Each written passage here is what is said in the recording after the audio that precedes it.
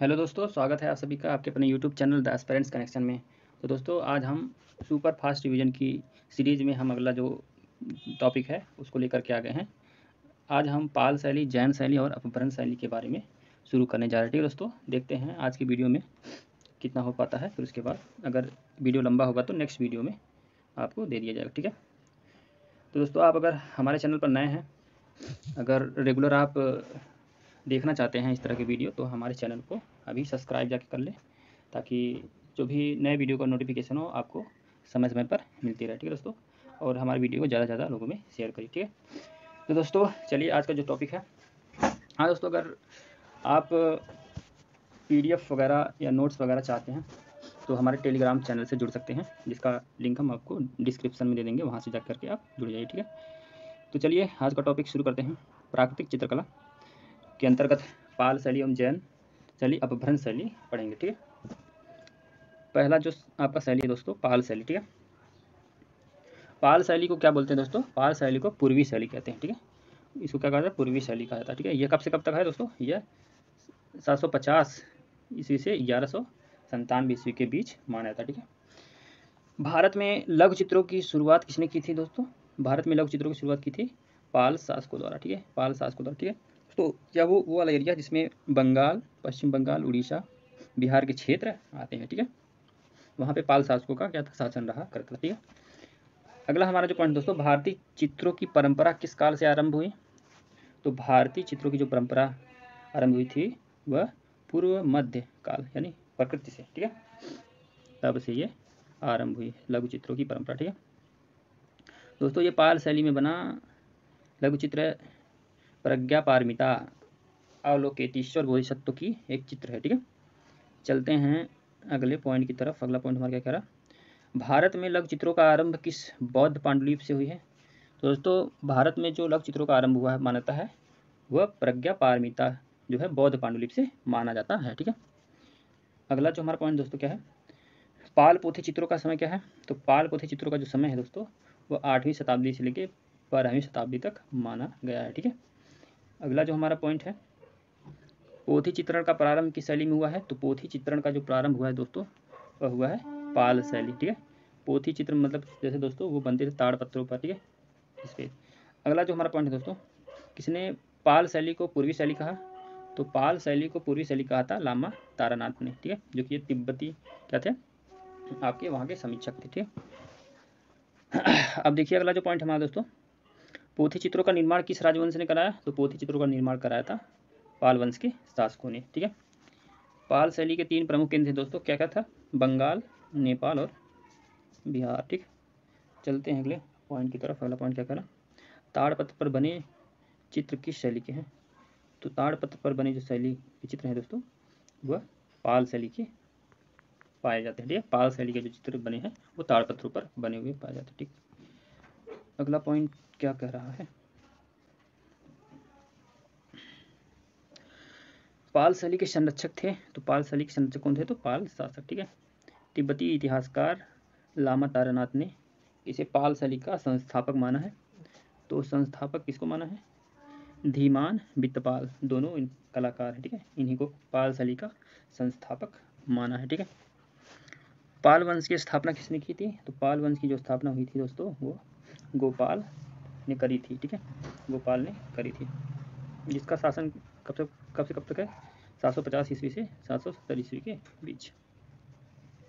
भागलपुर बिहार में विक्रमशिला महाविद्यालय की स्थापना किसने की? तो की थी धर्मपाल ने। ठीक है, कहाँ की थी? भागलपुर बिहार में विक्रमशिला महाविद्यालय। ठीक है, गीत गोविंद के रचयिता जयदेव किसके दरबार में रहते थे? तो जयदेव लक्ष्मण सेन के दरबार में रहते थे। ठीक है, इनकी जो रचना है गीत गोविंद। ठीक है, पाल राजाओं के समय कांस्य मूर्ति कला का प्रमुख केंद्र था, तो कौन था? कुकीहार गया। ठीक है, यह प्रमुख केंद्र था मूर्तिकला, कांस्य मूर्तिकला का प्रमुख। ठीक है, कुकीहार गया बिहार में पड़ता है। आरंभिक ग्रंथ चित्र किस पर बने हैं दोस्तों? आरंभिक जो ग्रंथ है वो बने हैं ताल पत्रों पर, ताड़ पत्रों पर। ठीक है, पाल पोथी चित्र बनाए गए वो भी ताल पत्रों पर ही बनाए गए। ठीक है, पाल शैली के दृष्टांत चित्रों पर किस लिपि में आलेख मिलता है? तो यह दोस्तों देवनागरी लिपि में मिलता है। ठीक है, बौद्ध ग्रंथ विनय पिटक किस भाषा में लिखा गया है? दोस्तों विनय पिटक जो लिखा गया है वो लिखा गया है पाली भाषा में, ठीक है, इसमें पाली भाषा में। पाल चित्रों में किस शैली को अपनाया गया है? तो दोस्तों पाल चित्रों में नाग शैली को अपनाया गया है, ठीक है। पाल चित्रकला किस प्रदेश की है? तो पाल चित्रकला स्पेशली अगर कहा जाए तो बंगाल की, ठीक है दोस्तों, बंगाल वाला जो रीजन है वहाँ। अजंता की परंपरा विद्यमान है, तो अजंता की जो परंपरा विद्यमान है वो पाल शैली में विद्यमान है, ठीक है। अगला जो हमारा पॉइंट है, बुद्ध योग मुद्रा में कमल पर आसीन, ठीक है, किस शैली का उत्कृष्ट उदाहरण है? तो दोस्तों यह है पाल शैली का, ठीक है, इसका है पाल शैली का उत्कृष्ट उदाहरण है, ठीक है। प्रमुख सचित्र पाल पोथियाँ कौन कौन सी है उन्हें देख लेते हैं। एक है प्रज्ञा पारमिता, साधन माला, पंचशिखा, करण देव गुहा, गंधर्व व्यूह, ठीक है। तो ये क्या है इनके पाल पोथियाँ, सचित्र पाल पोथियाँ, ठीक है। चलते हैं दोस्तों अब अगले पॉइंट की तरफ। अगला पॉइंट हमारा क्या कह रहा,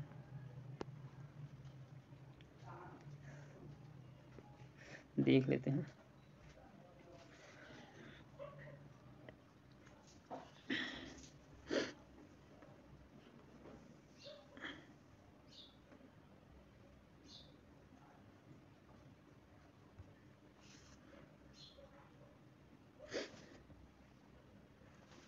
पाल के लघु चित्रों, चलिए शुरू करते हैं।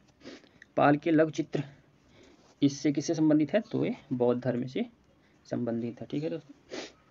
पाल पोथियाँ संबंधित है तो यह महायान जो बौद्ध धर्म की शाखा है महायान उससे संबंधित है, ठीक है, स्पेशली अगर कहें। पाल चित्रशैली का आधार ग्रंथ है, तो पाल चित्रशैली का आधार ग्रंथ क्या है? प्रज्ञा पारमिता, ठीक है।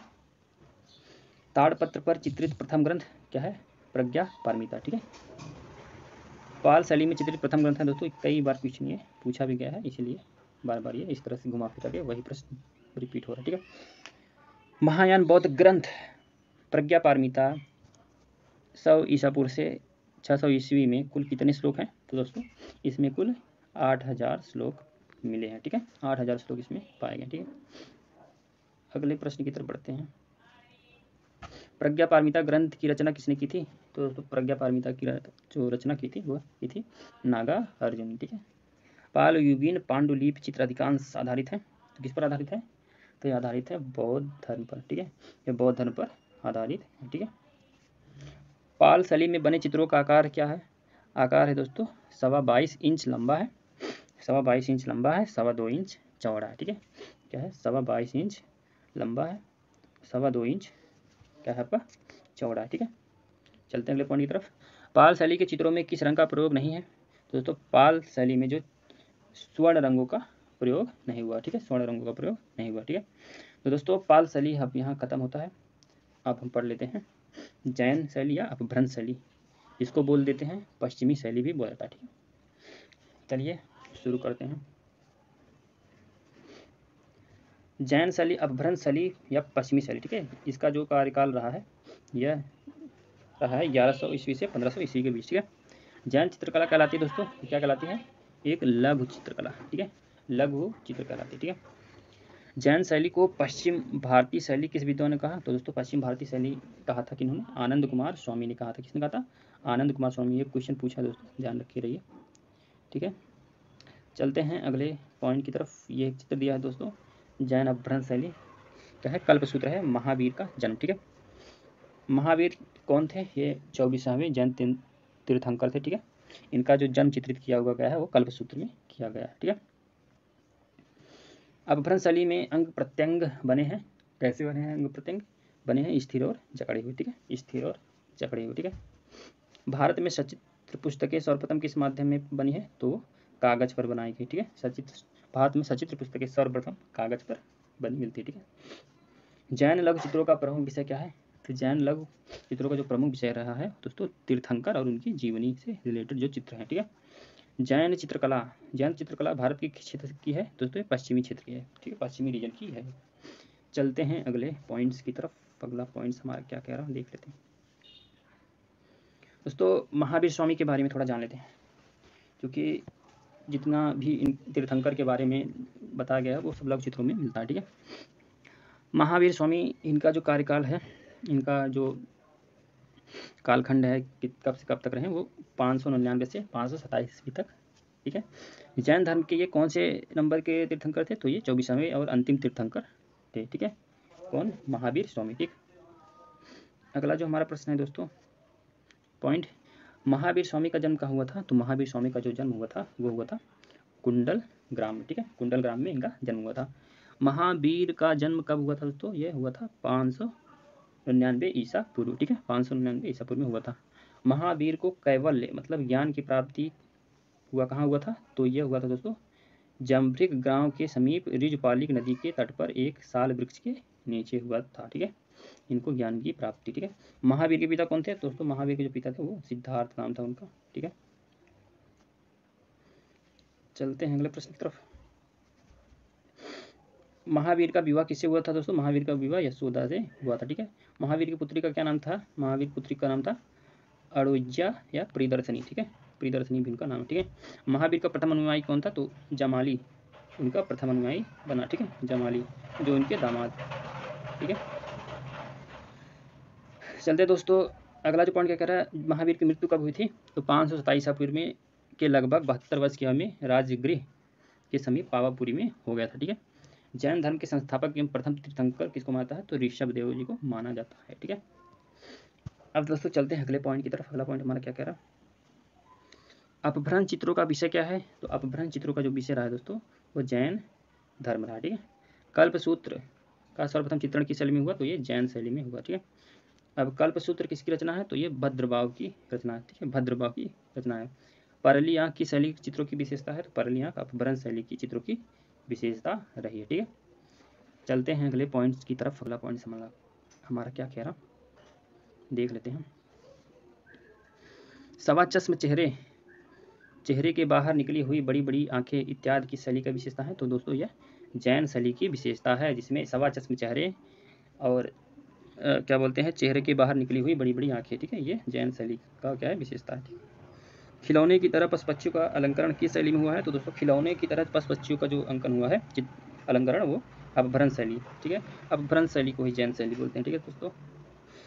जैन धर्म के अनेक तीर्थंकर किस सचित्र पुस्तक में चित्रित हैं? तो दोस्तों यह चित्रित हैं कालकाचार्य कथा में चित्रित किए गए मिलते हैं, ठीक है।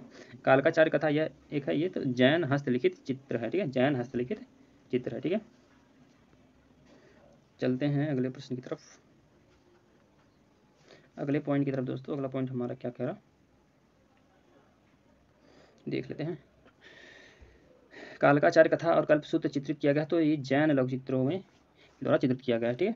जैन चित्र सर्वप्रथम कागज पर बने तो 14वीं शताब्दी में बना था, ठीक है। जैन चित्र सर्वप्रथम कागज पर 14वीं शताब्दी में बना, ठीक है।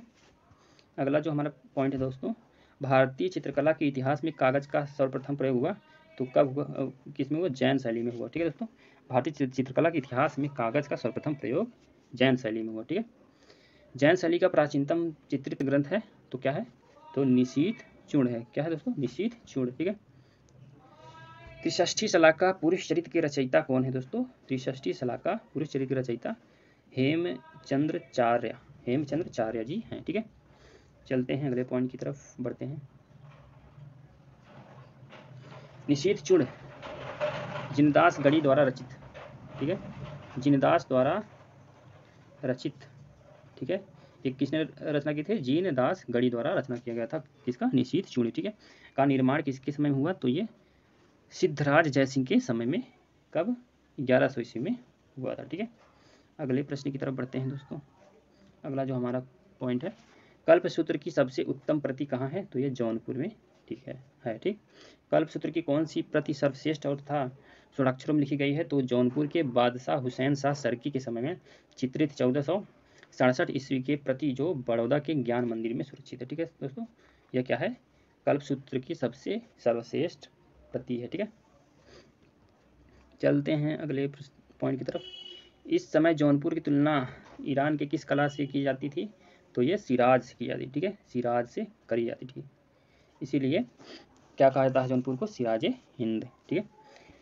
किस ग्रंथों में अपभ्रंश शैली के चित्र मिलते हैं दोस्तों? तो ये अपभ्रंश शैली के जो चित्र मिलते हैं, बाल गोपाल स्तुति, रति रहस्य, दुर्गा सप्तशती, बसंत विलास, कल्पसूत्र, कालकाचार्य कथा, निशीथ चूर्णी तथा कथा सरित सागर, ये सब क्या है दोस्तों?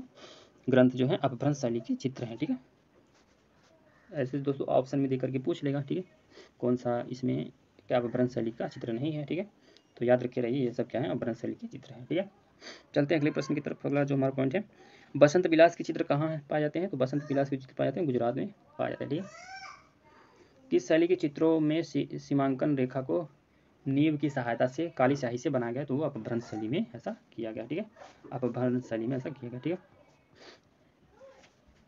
अगला जो हमारा पॉइंट है दोस्तों देख लेते हैं, पश्चिम भारतीय शैली के आकारों की बाह्य रेखा किससे बनी है? दोस्तों काली स्याही की कलम द्वारा बनाई गई। ठीक है, काली स्याही से कलम द्वारा बनाई गई है। लौर चंदा के लेखक कौन थे? लौर चंदा के लेखक जो हैं वह मुल्ला दाऊद हैं। लौर चंदा के लेखक है मुल्ला दाऊद। अगला जो हमारा प्रश्न पॉइंट है दोस्तों, अपभ्रंश शैली के चेहरे दिखाई देते हैं तो ये भाव शून्य दिखाई देते हैं। ठीक है, भाव शून्य दिखाई देते हैं। जैन शैली के चित्रों में किन रंगों का प्रधानता है? तो ये किस रंगों की प्रधानता है दोस्तों? तो ये प्राथमिक रंगों की प्रधानता है। ठीक है, जैन शैली में पशु पक्षियों तथा प्राकृतिक का चित्रण कैसे है? तो ये अस्वाभाविक है। ठीक है, अस्वाभाविक है। ठीक है, पटचित्रों के निर्माण में किस शैली को अपनाया गया था? तो पटचित्रों के निर्माण में तो यह गौड़ शैली को अपनाया गया था। गौड़ शैली को अपनाया गया था। ठीक है, कपड़े पर निर्मित उस काव्य कलाकृति का नाम बताइए जो श्री मेहता को गुजरात से मिली थी। तो कपड़े पर निर्मित उस काव्य कला का क्या नाम है दोस्तों? वह है बसंत विलास। ठीक है, बसंत विलास। लीप काल इसका क्या है? 1451 ईस्वी। ठीक है, बसंत विलास में कितने चित्र हैं? तो दोस्तों इसमें 79 टोटल चित्र हैं। ठीक है, चलते हैं अगले प्रश्न की तरफ।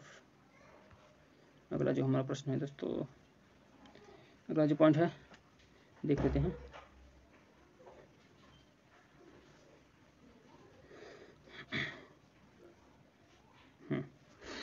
चलिए, जैन शैली के प्राप्त चौर पंचाशिका के चित्रों में क्या चित्रित है? बिल्हड़ और चंपावती के प्रणय लीला। ठीक है, ये क्या है उसमें चित्रित किए गए। ठीक है, किसमें? चौर पंचाशिका में। ठीक है, जैन शैली को अपभ्रंश शैली का नाम किस विद्वान दिया? तो दिया था इसने स्वर्गीय रायकृष्ण दास ने जैन शैली को अपभ्रंश शैली नाम दिया गया। ठीक है, अगले प्रश्न की तरफ, अगले पॉइंट की तरफ बढ़ते हैं दोस्तों। जैन शैली के चित्रों के धरातल क्या है? तो ताड़पत्र है, कपड़ा है, कागज है, भित्ति। ठीक है, ये सब क्या है? जैन शैली चित्रों के धरातल। ठीक है, पाक शास्त्र का ग्रंथ न्यायमतनामा किसके राज्यकाल में लिखा गया? तो ये दोस्तों लिखा गया गयासुद्दीन खिलजी। ठीक है, गयासुद्दीन खिलजी के समय में ये लिखा गया। ठीक है, जैन शैली का आरंभ एवं विकास हुआ। तो जैन शैली का आरंभ विकास कब हुआ?